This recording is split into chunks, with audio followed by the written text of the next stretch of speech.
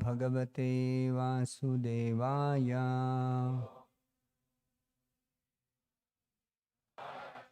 Narayanam Namaskritya Naram Chaiva Narottama Devim Saraswatim Vyasam Tato Jayamudirayed Nashtaprayesha Bhadresho Nityam Bhagavata Sevaya Bhagavati Uttama Shloke Bhaktir Bhavati Naishtiki. Reading from Srimad Bhagavatam, Canto 10, Chapter 7, The Killing of the Demon Trinavarta. Text number 26. Trinavartaha Shantarayo Trinavarta Shantarayo Vatya Rupa Dharo Haran Vatya Rupa Dharo Haran Krishnam Nabho Gato Gantum Krishnam Nabho Gato Gantum Na Ashakno Bhuri Bhara Bhrit Nashaknod Bhuri Bhara Bhrit Nashakno Bhuri Bharadrid Trinavarta Shantarayo Trinavarta Shantarayo Vatya Rupa Dharo Haran Vatya Rupa Dharoharan Krishnam Nabho Gato Gantum Krishnam Nabho Gato Gantum Nashaknod Bhuri Bhara Bhrit Nashakno Nibhurya Trinavarta Shantarayo Trinavarta Shantarayo Vatya Rupa Dharoharan Vatya Rupa Dharo Haran Krishnam Nabho Gato Gantum Krishnam Nabho Gato Gantum Nasakno Bhuri Bharabhrat Nashaknod Bhuri Bhara Bhrit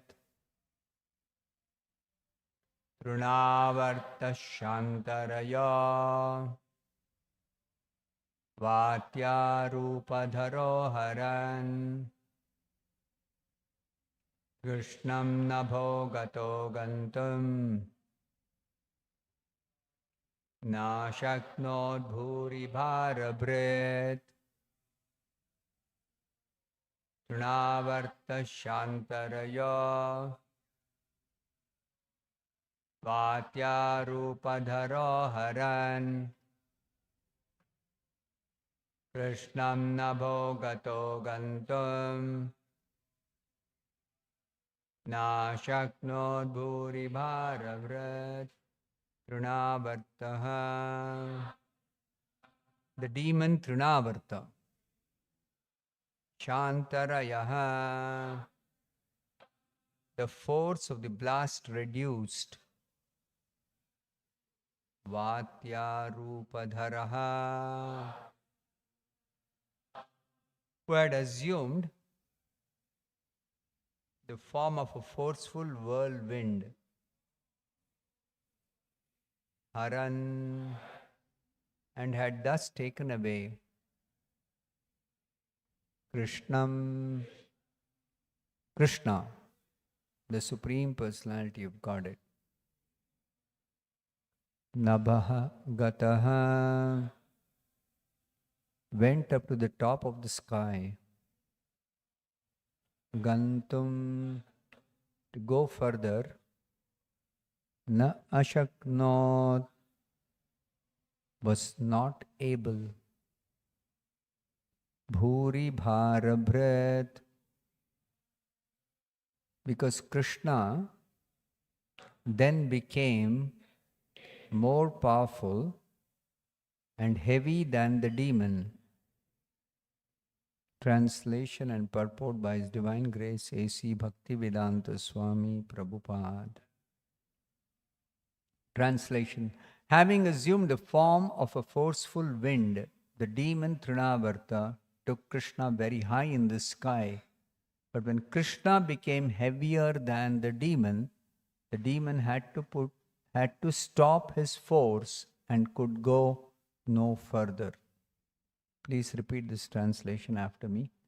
Having assumed the form of a forceful whirlwind, the demon Trinavarta took Krishna very high in the sky. But when Krishna became heavier than the demon had to stop his force and could go no further. Purport by Srila Prabhupada. Here is a competition in yogic power between Krishna and Trinavartasura. By practicing mystic yoga, asuras generally attain some perfection in the 8 siddhis, Ashtasiddhi, or perfections, namely Anima, Laghima, Mahima, Prapti, Prakamya, Ishitva, Vashitva, and Kama Vasayita. But although a demon may acquire such powers to a very limited extent, he cannot compete with the mystic power of Krishna, for Krishna is Yogeshwara, the source of all mystic power. Yatra Yogeshwaro Harihi. No one can compete with Krishna. Sometimes, of course, having acquired a fragmental portion of Krishna's mystic power, asuras demonstrate their power to the foolish public and assert themselves to be God, not knowing that God is the supreme Yogeshwara.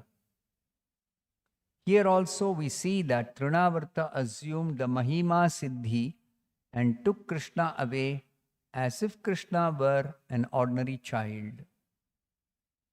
But Krishna also became a mystic Mahima Siddha. When Mother Yashoda was carrying him, he became so heavy that his mother, who was usually accustomed to carrying him, could not bear him and had to place him down on the ground. Thus, Trinavarta had been able to take Krishna away in the presence of Mother Yashoda. But when Krishna, high in the sky, assumed the Mahima Siddhi, the demon, unable to go further, was obliged to stop his force and come down according to Krishna's desire. One should not therefore compete with Krishna's mystic power. Devotees automatically have all mystic power, but they do not like to compete with Krishna. Instead, they fully surrender to Krishna, and their yogic power is demonstrated by Krishna's mercy. Devotees can show mystic yoga so powerful that a demon could not even dream of it. But they never try to demonstrate it for their personal sense gratification. Whatever they do is for the service of the Lord. And therefore, they are always in a position superior to that of the demons. There are many karmis, yogis, and jnanis who artificially try to compete with Krishna. And thus, ordinary foolish people who do not care to hear Srimad bhagavatam from authorities consider some rascal yogi to be a Bhagavan, the Supreme Personality of Godhead. At the present moment, there are many so-called Babas who present themselves as incarnations of God by showing some insignificant mystic wonder. And foolish people regard them as God because of lacking knowledge of Krishna. Thus ends the Bhakti Vedanta purport. Om Jnanatimmirandhasya Jnananjanashalakaya Chakshurunmilitam Yena Tasmai Shri Gurave Namaha. Nama Om Vishnupadaya Krishna Preshtaya Bhutale Srimate Bhakti Vedanta Swaminiti Namine Namaste Saraswate Deve Gauravani Prachare Nirvishesha Shunyavadi Paschatya Deshatare Jaya Shri Krishna Chaitanya Prabhu Nityananda Shri Advaita Gadadhara Srivasadi Gaura Bhakta Vrinda Hare Krishna Krishna Krishna Hare Hare Hare Rama Rama Rama Hare Hare. Shukadeva Swami is describing to Parikshit Maharaj the pastimes of Krishna. Here particularly he is describing the pastime of Krishna killing Trinavarta. Trinavarta is one of the associates of Kamsa. He has assumed the form of a whirlwind, and taking that form, he has taken away baby Krishna who is lying on the floor, and he's taken him up in the sky to a very great height. He's taken him. His plan was to kill Krishna. He thought Krishna is an ordinary child. He did not know Krishna is Yogeshwara. He is the master of all mystic powers. He is the source of all mystic powers. Anybody who has got mystic power is getting it from Krishna. And they can get a limited amount of mystic power, whereas Krishna possesses unlimited extent of every mystic power. In the 11th canto of the Srimad Bhagavatam, it is described, again by Shukadeva Goswami, that there are 8 primary siddhis, then there are 10 secondary siddhis, and 5 other siddhis, auxiliary siddhis. So 10 plus 8, 18 plus 5, 23. All these are within the realm of this material existence. All within the realm of material existence. That means those who perform certain kind of tapasya, they may acquire these siddhis, but they are not out of the clutches of Maya. They are fully within the clutches of Maya. That means Durga Devi completely controls them. So they exhibit these mystic powers according to their karma, and they can use it on certain people whose karma is not as powerful as the karma of the yogi who's trying to exercise that power. But Krishna is the supreme personality of Godhead. And he is the source of everything, including all mystic powers. So it is only by Krishna's mercy or Krishna's grace anybody can get any siddhi. Krishna only awards the siddhi, whichever yogi. And some foolish yogis, they exhibit this siddhi and cheat ordinary people who begin to worship such mystic yogis as God.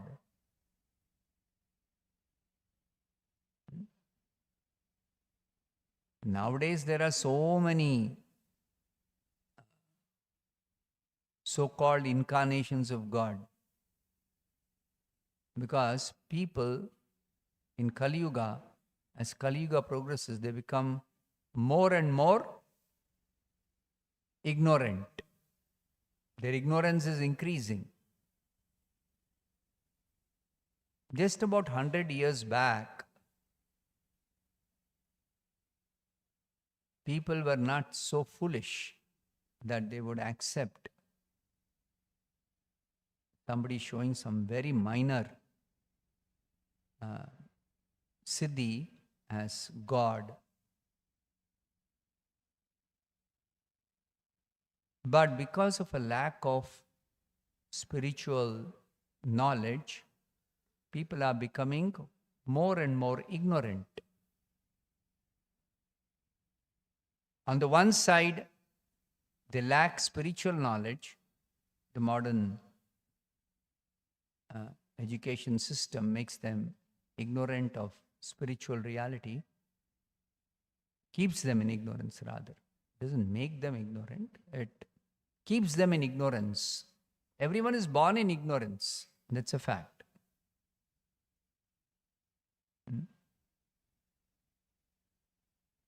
But in the human form of life, we can cultivate spiritual knowledge and come out of this ignorance. Can come out of this ignorance.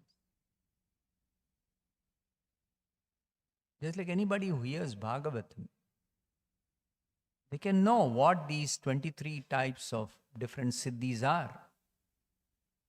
And they can also know that Krishna is the source of all these siddhis. Always when we talk of Krishna, the Supreme Personality of Godhead, remember this word, unlimited, only applies to Krishna.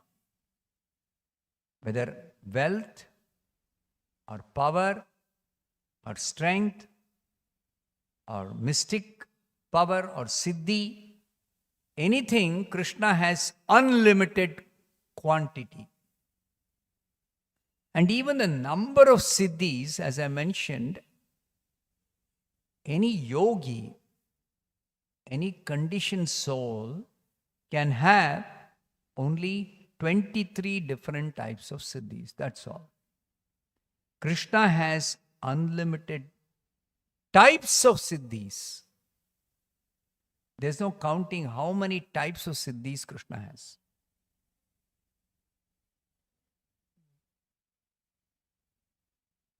So therefore,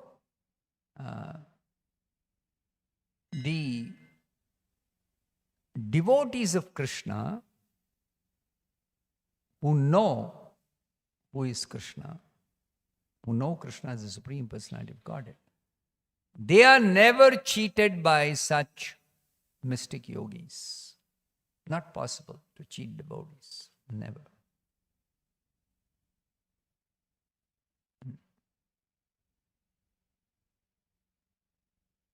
And here the description by Srila Shukadev Goswami, that Trinavarta, having assumed the form of forceful wind, he took Krishna very high in the sky.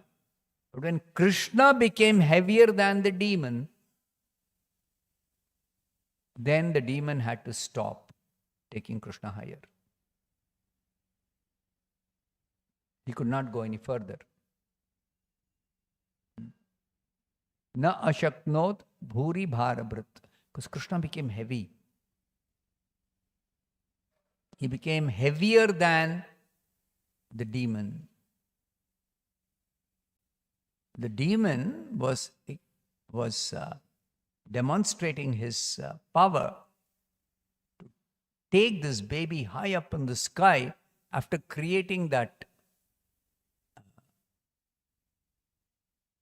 effect of small particles of sand or stones being strewn everywhere that people could not see anything. And there was, for a short time, Mother Yashoda could not find Krishna. But after Trinavarta Shantarayo, after the force of the blast reduced, then Mother Yashoda started actually searching, where is Krishna? And she could not find him. So she became very much afflicted.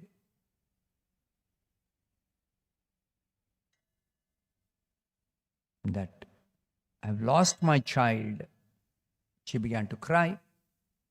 And all the gopis, when they heard Mother Yashoda crying, they came there. And they also started searching, where is Krishna? Where is Krishna? Because Krishna is the center of attraction, whole of Vrindavan, among the devotees of Vrindavan. So when they did not also find Krishna, they also joined Mother Yashoda in crying.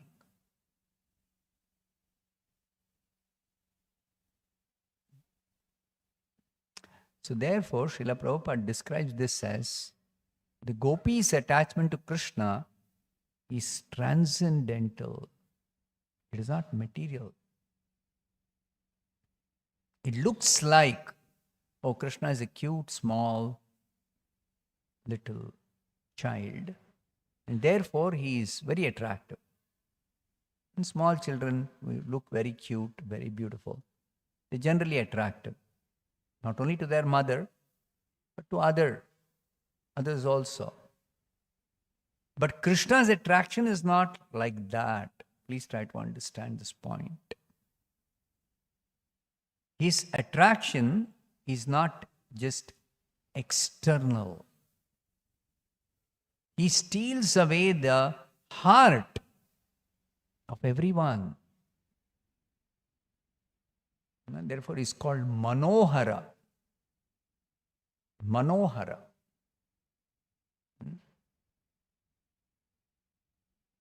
So, when Krishna attracts somebody, the person who is attracted to Krishna, that person's heart undergoes a change.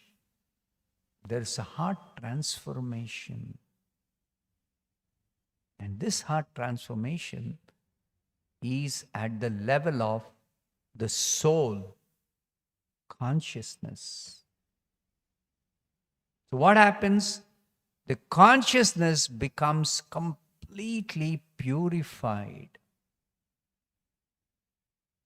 That's why we say, please come to the temple every day and have darshan of Krishna and Balaram.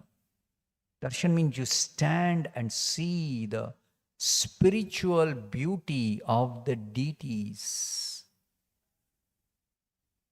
And for being able to appreciate the spiritual beauty, you should have the understanding that this is not just a statue or a doll which is decorated.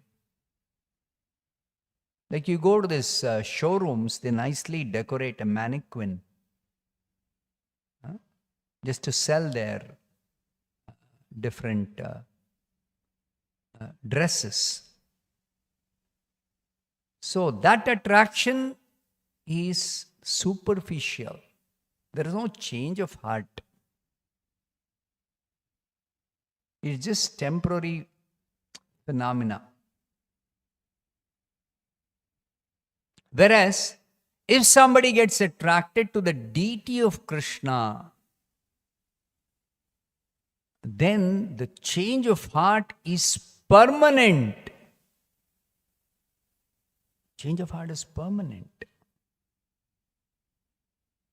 And the change of heart, when there is attraction for Krishna,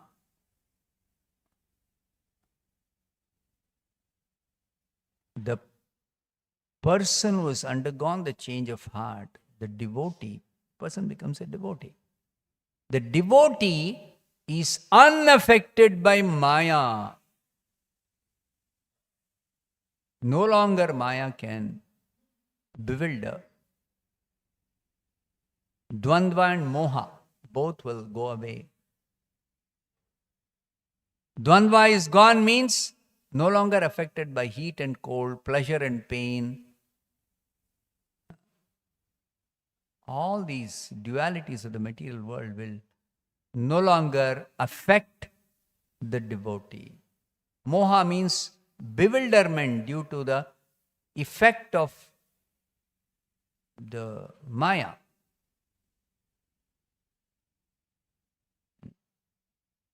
So no longer any material bewilderment.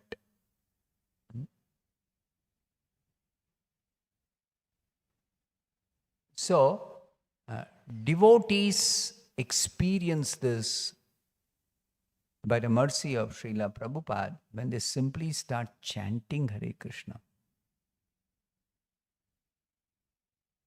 Where we have temples, devotees, people can get attracted to the deities, to the prasadam, to the festivals, including chanting Hare Krishna. But in remote places where devotees have somehow distributed books, no temple, no association of devotees, no festivals, no prasadam even. But simply by chanting Hare Krishna, they become completely transformed within their heart. Because Krishna is non-different from his holy name.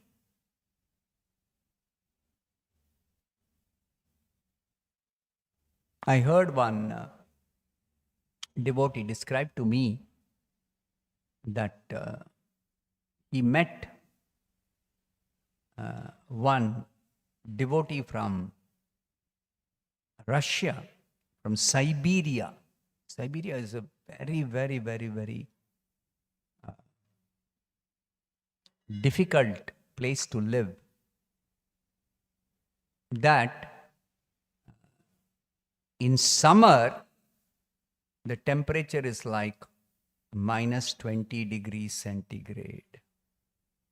In summer, you can see some daylight when the sun rises in summer. Just 3 months. 9 months, there is no sunlight at all. There's no difference between, of course, there is some difference between night and day. Day means it's not pitch dark.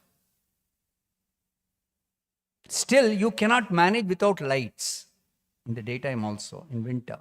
Winter and all the... There are no seasons there actually. It's cold, colder, coldest. These are the 3 seasons. Cold, colder, coldest. So in that Siberia, still people are living. I mean, he is also a resident of Siberia. He has become a devotee of Krishna consciousness. So he reads Prabhupada's books. He chants Hare Krishna. He has deities in his home. He prepares some food and vegetarian food and he offers to Krishna. He takes prasadam. He tries to preach to those people living in Siberia in summer months. Winter months, he comes away to Indonesia, Bali. So Bali has got another residence. So just about 5 or 6 years back, I met him through this devotee who had met him earlier. I got introduced and he said, please come to Bali. When it is winter in Siberia, he comes to this place. When it is summer in Siberia, he goes to Siberia for preaching to the people there. So I was just curious, how did you become a devotee? Just by reading Prabhupada's books in Russian, he became a devotee. And from the books, he could understand, I have to chant Hare Krishna, I have to follow 4 great principles. had to offer food. Everything he figured out from the books. And of course, he did travel to India, and then he came to Vrindavan and he stayed in the amidst the devotees and learned about deities, deity worship. He purchased deities. Everything happened after that. But the beginning is just reading Prabhupada's books. This is the potency of Prabhupada writing those books. This is the power. That's why we stress, please tell people to chant Hare Krishna. Please tell people to read some book of Prabhupada. It's distributing the holy name, distributing books, and of course distributing prasadam. This is very, very powerful. See, prasadam you give, the time you give prasadam, little prasadam they take, there is some change of heart, some purification. But for more purification, they have to eat more prasadam. They have to get more prasadam and eat it. Whereas the holy name, you tell them to chant Hare Krishna, you make them chant. If they continue chanting, the chanting is going to work to purify them. If they chant every day more and more and more and more purification happens. You give them a book, they start reading. If they read every day, more and more purification. See the difference between, of course, the best thing you can distribute is the holy name. Because holy name, they can go on chanting without limit. Anytime, anywhere, any number of times they can chant Hare Krishna. Only more purification, more advancement, more advancement. Nothing else is required, actually. Similarly, a book also, especially the Bhagavad Gita, if they get, they read Bhagavad Gita even once. Even they read, Prabhupada says, even they read one page, their spiritual life has begun. Then if they continue to read more and more and more and more. And Bhagavad Gita is such a book, one reading you cannot exhaust the contents. You can read 100 times, you can read 1,000 times. Still there is so much in this Bhagavad Gita. So much in this Bhagavad Gita. So they can read again and again and again and become more and more and more and more purified, more and more advanced in Krishna consciousness. Everything is there in the Bhagavad Gita. So like this, the importance of distributing the holy name and distributing Prabhupada's books, especially the Bhagavad Gita, is so much benefit we are giving to the person who receives the holy name and the Bhagavad Gita and Prabhupada's books. So much benefit they get. It is for their eternal benefit. Eternal benefit.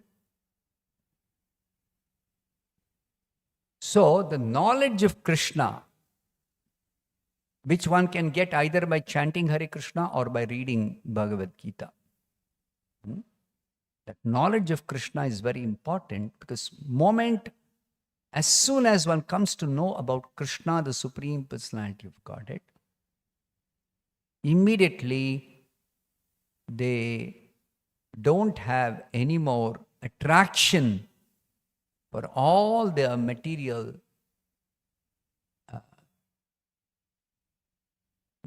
things, varieties of material phenomena. It's like continuously the three gunas are interacting, producing so many different changes. Just like you go to the market to buy some, let us say, some new dress. right? Those people in the market are very clever. Do they keep displaying the same design, same fashion of dresses? No. If they do that, no more sales. They have to keep on changing the design. They have to keep on changing the colors, the fashion. Right? More and more people are attracted. Some new fashion, new design, new colors, new fabric. Something new. This is actually the trick of Maya. Krishna describes this in just 1/4 of a verse in the Bhagavad Gita. Adhibhutam ksharo bhavaha. If you read Bhagavad Gita carefully, everything is there in the Gita. All this phenomena of Maya bewildering people's mind and attracting them endlessly is because Maya is creating that illusion of change. Changing. Everything is changing continuously, constantly. Adhibhutam ksharo bhavaha. So nature of this material existence is everything is changing. And the most difficult thing to understand is that Krishna, the Supreme Absolute Truth, is unchanging. Krishna is unchanging. But Krishna is even more attractive than the most attractive features of Maya. Million times more attractive than the features of Maya. And Krishna is ever fresh. Nava Yauvanam. Ever fresh. So somebody looks at Krishna once and gets attracted, then they cannot take off their eyes from Krishna's beautiful form. Cannot take off. Why? Because Krishna's beauty is ever increasing. That's the nature of spiritual beauty. Spiritual beauty means the beauty increases more and more, endlessly. Endlessly increases. Ever increasing. Whereas material beauty is static. It does not increase. And also, because material beauty does not increase, Maya's trick is to keep on changing.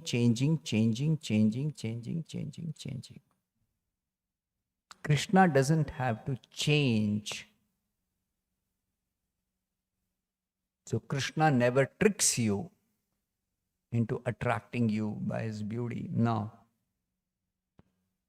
Krishna's beauty is real beauty. Because that beauty is never lost. Is never lost. It's not a phenomena. This word phenomena is used by Prabhupada in translating the second verse of the 7th chapter.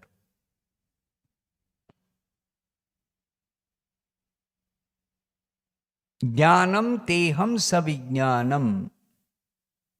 This is the second verse of the 7th chapter. Jnanam teham savijnanam. Jnana vijnana. Prabhupada's translation of jnana is phenomenal knowledge. And vijnana is nominal knowledge. So what is this phenomenal and nominal? It's highly technical term But that's the accurate translation. Prabhupada is not making it difficult for us to understand. He's explaining that, of course. But that is the accurate translation. No other word can be used there. In English language, at least, no other word can be used. What is phenomenal knowledge? The knowledge that we get by studying the effect of the interactions of the three gunas. Whatever we see in this material world, changes that are taking place, is due to the interaction of the three gunas. And the interaction of three gunas produces so many different effects. And that effect, we take it as reality. Effect is not reality. Even though somebody may say effect is actually happening, something is happening there, that's a temporary reality because it is manifest for a very short time. The gunas are continuously interacting and producing changes. Continuously. So, that knowledge which you gather by observing the interaction of the gunas producing a certain effect is called phenomenal knowledge. Just like you look at a person, the person's body is changing continuously. Everyone's body is changing continuously. Why? Because the three gunas are acting on this body. So continuously changes are taking place.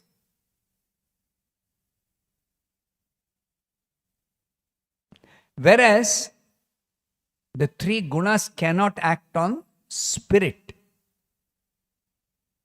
So no change in the spirit or the spiritual form. Krishna's form is spiritual form. So no change in Krishna's form.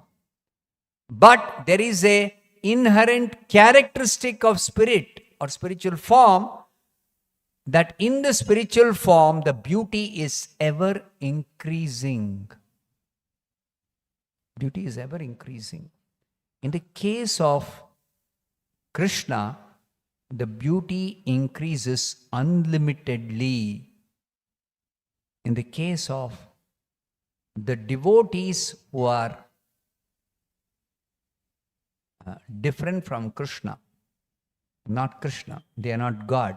Devotees are not God. They are tiny amshas of God, tiny parts of God. Their beauty, when they are in a spiritual form, when they are liberated, they are in the spiritual world, in Krishna Loka, their beauty is also increasing, because that is the very characteristic of spiritual beauty. Spiritual beauty keeps on increasing. It does not change, but it keeps on increasing. But the devotee's beauty is increasing little by little by little. It's limited increase. Krishna's beauty is increasing unlimitedly. So, that kind of beauty Krishna attracts. Spiritual beauty. When you are attracted by spiritual beauty, you lose attraction for all different kinds of material beauty. You lose attraction for that.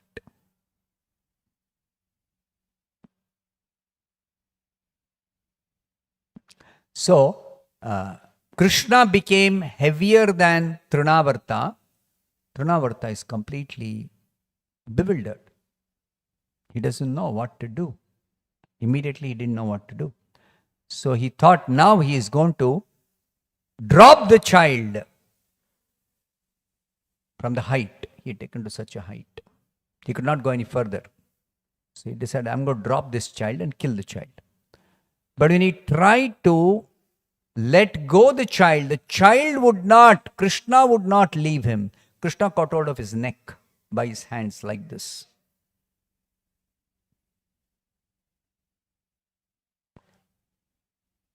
So that is a description further what happened after that, when he could not take him any further. But Prabhupada is explaining that there is a competition in the yogic power between Krishna and Trinavarta. Initially, Krishna was very light. So he could take him, Trinavarta could take Krishna very easily up in the air, in the sky. But after a certain height, Trinavarta took him, Krishna became heavy. And how much heavy? Heavier than Trinavarta himself. So Trinavarta could not carry any more Krishna. Then he decided, let me throw Krishna. But Krishna is holding him. Now Trinavarta is trying with all his might to become free from the grip of Krishna. But Krishna's grip is more powerful than Trinavarta's strength. So Trinavarta could not free himself from Krishna's grip. Trinavarta could not carry Krishna. He could not become free from Krishna's grip. So then Trinavarta, he doesn't have to throw Krishna. Krishna becoming heavy, heavier, Trinavarta came down. He took Krishna up, but then he was forced to bring down Krishna. So that is being explained here. Even though the demons may acquire the primary 8 siddhis, Anima is becoming lighter than the lightest. Smaller than the smallest. Mahima is becoming heavier than the heaviest. Laghima is becoming lighter than the lightest. So these two, Laghima and Mahima. So Krishna, in the hands of Mother Yashoda, became heavy. So heavy she started feeling that she put down Krishna. She couldn't carry him anymore. That is, Krishna is using his Mahima Siddhi to become heavier than what his normal weight was as a small child. Then Yashoda put him down. Then Trinavarta came. Then Krishna became very light, as light as grass, a blade of grass. Trinavarta easily took him. So that he was using his Laghima Siddhi. Then, when Trinavarta took him to the top, somewhere very high in the sky, then again he used his Mahima Siddhi to become very, very heavy. Now, if he is becoming heavy, Trinavarta also can use his Mahima Siddhi to become also more heavy. So competition ensued, and all these siddhis, there is a limitation. How heavy can they become? There's a limitation. Krishna has no limitation. To the maximum extent, Trinavarta could become heavy, he became heavy. After that, he can't increase his weight anymore. Krishna increased beyond that. Because Krishna's power is to increase his weight is unlimited. Unlimited. So, Krishna increased beyond the power of Trinavarta's mystic power of becoming heavy. That is what Prabhupada is describing here. That Trinavarta assumed the Mahima Siddhi and took away Krishna. Yes. But Krishna became so heavy that Trinavarta could not take him anymore. That is what Shukadeva Goswami is describing in this verse. So we should always remember that Maya can actually cheat us or put us into illusion as long as we are not Krishna conscious. As soon as we become Krishna conscious, Maya cannot cheat us or trick us or illusion us anymore. Finished. Therefore, you simply practice chanting Hare Krishna, Krishna Krishna, Hare Hare, Hare Rama, Rama Rama, Hare. You gradually come out of the clutches of Maya. Come out of the clutches of Maya. Then you are unaffected by Maya. First Maya is this body. Your own body, our own body. So we begin to understand I am not this body. And this body is simply subject to different changes according to the influence of Maya. This body belongs to Maya, belongs to Krishna, but Krishna's Maya potency, external material potency, material energy. So this body belongs to Maya. This body is not mine. I am not this body. I don't require this body. When do you experience, or when can you realize you don't require the body? When you start living spiritual life. As long as you're living a material life, you want this body. You cannot work without this body being in proper condition. But as soon as you start living spiritual life, then your dependence is on your identity as spirit soul. As spirit soul, you have a spiritual form, you have spiritual senses, you have spiritual intelligence, you have spiritual mind, you have spiritual identity. You become connected with the Supreme Lord Krishna, the Supreme Soul, Supreme Spirit, Krishna. Then you have no necessity of this material body, material senses, material possessions, material wealth. Nothing you require material. It takes time, but it doesn't happen. Just you chant one day Hare Krishna, it won't happen. It takes time. So you practice chanting Hare Krishna, Krishna Krishna, Hare Hare, Hare Ram, Ram Ram, Hare. Gradually you become free from Maya and you begin to experience freedom from Maya. What is the first sign of experience of freedom from Maya?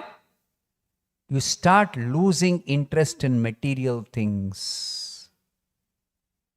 Just like ask any devotee who has joined young as a full-time missionary. What is the first thing that happened to them? They were accustomed to watching TV, having some friends with whom they used to do all kinds of foolish material things for enjoying.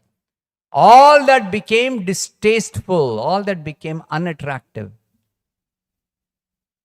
So they started coming to the temple, but temple became more and more attractive. Became more and more attractive. So this is the effect of coming out of the clutches of Maya. Anybody can experience this. You simply, sincerely, every day chant Hare Krishna. And of course, we are fortunate to take birth in this country where it's not new. The spiritual culture is not something new for you, for everyone here. That you keep a picture of Krishna. If you can't keep a deity of Krishna, at least keep a picture of Krishna. Then you bow down every day. You offer something to Krishna and take prasadam. You read Prabhupada's books or you hear what is written in the books if you can't read. So like this, your spiritual life begins by chanting Hare Krishna, and then you increase your spiritual activities, you start coming out of the grip of Maya, you begin to experience change in the heart, change of heart. You lose interest in so many material things. Like all of you have come here at this time, so many people are busy with so many other things. They don't come to the temple. What's the population of Mysore? 13.5 lakhs, 13.5 lakhs. So about 200 people are here. The other people, what are they doing? Of course, some may be going to other temples. They are okay. They are also spiritually interested. But there are so many others busy with so many other material activities. So they are completely under the grip of Maya. They cannot come out of Maya until they take to spiritual life. Whereas you are fortunate, you have begun spiritual life. Now you are coming out of the grip of Maya. So you begin to experience this change, that you are not as interested as them in those ordinary activities they are busy doing. They are busy watching TV. You are busy coming to the temple. So this business changes from material to spiritual. And if it keeps on increasing, you come out of Maya completely. Very quickly that will happen if you increase your spiritual activities. You increase your spiritual activities. That's the secret of freedom from all these material miseries. You're out of the grip of Maya, no more material miseries for you. You're not dependent on the health of this body, though you maintain the body, but you are not dependent on this body only. Yeah. I'll stop here. Grantaraj Srimad Bhagavatam ki jai, Srila Prabhupada ki jai. Announcement? No announcement.